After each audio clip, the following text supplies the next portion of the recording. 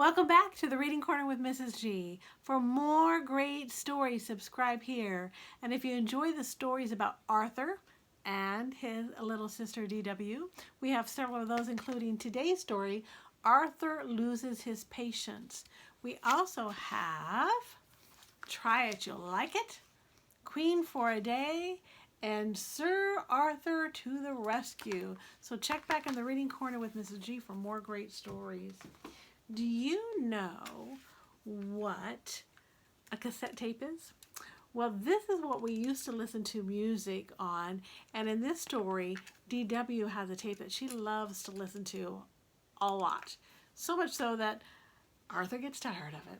So let's see what happens in Arthur Loses His Patience. D.W. was driving Arthur crazy. She was playing her crazy bus tape over and over. "Can't you listen to a different tape?" asked Arthur. "This is my favorite," said D.W. "Besides, it helps me do my work." "What work?" said Arthur.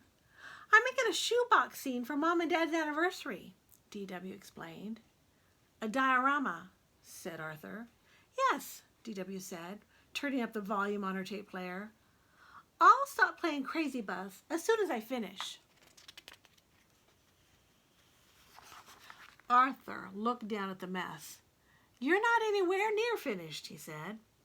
"Guess I'll be playing my Crazy Bus tape for a while," said D.W. "Okay, okay," said Arthur. "I'll help you." "You will?" asked D.W.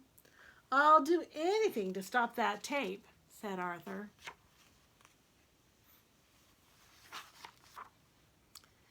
"First, we have to cover the outside of the box," said D.W.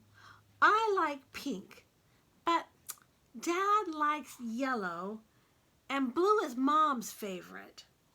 "How about green?" said Arthur. "Well," D.W. hesitated, but Arthur was already coloring as fast as he could color. "It's not right," said D.W. "It's fine," said Arthur. "It has to be perfect," said D.W. She added some spots. "It needs beads or feathers," said D.W. Arthur looked at his watch. "Beads or feathers?" asked D.W. "Feathers," said Arthur. "I'll use beads," said D.W. "Now, where are they?"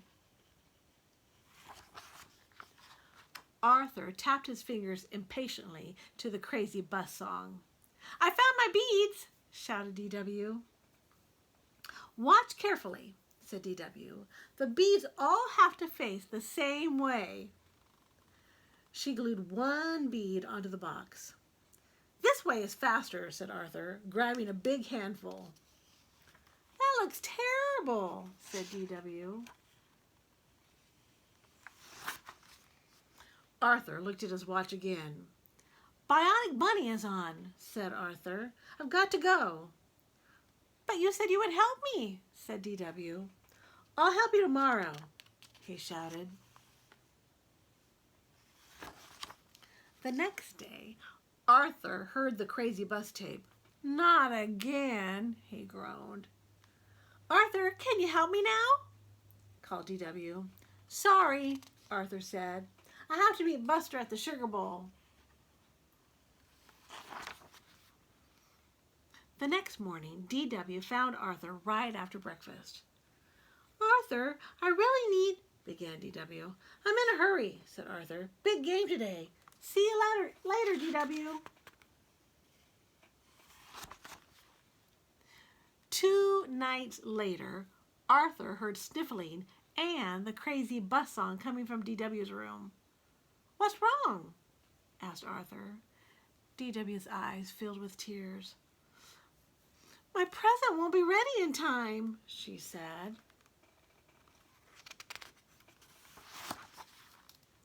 Arthur looked inside the shoebox. "It's a cloud kingdom," said D.W., "with a glittery rainbow and 2 unicorns."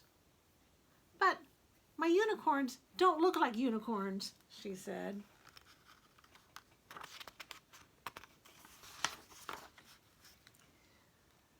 aren't so bad, said Arthur.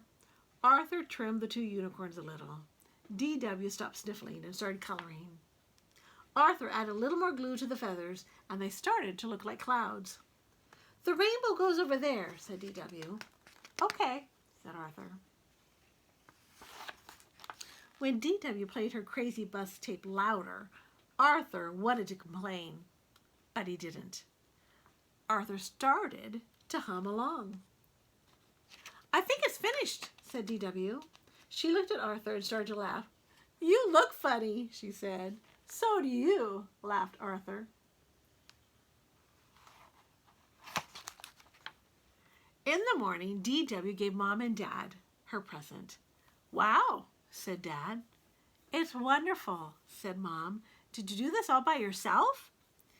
Not exactly, said D.W. Arthur helped a little. And Crazy Bus helped a lot, said Arthur. He did okay, especially with his little sister. He didn't lose his patience too badly.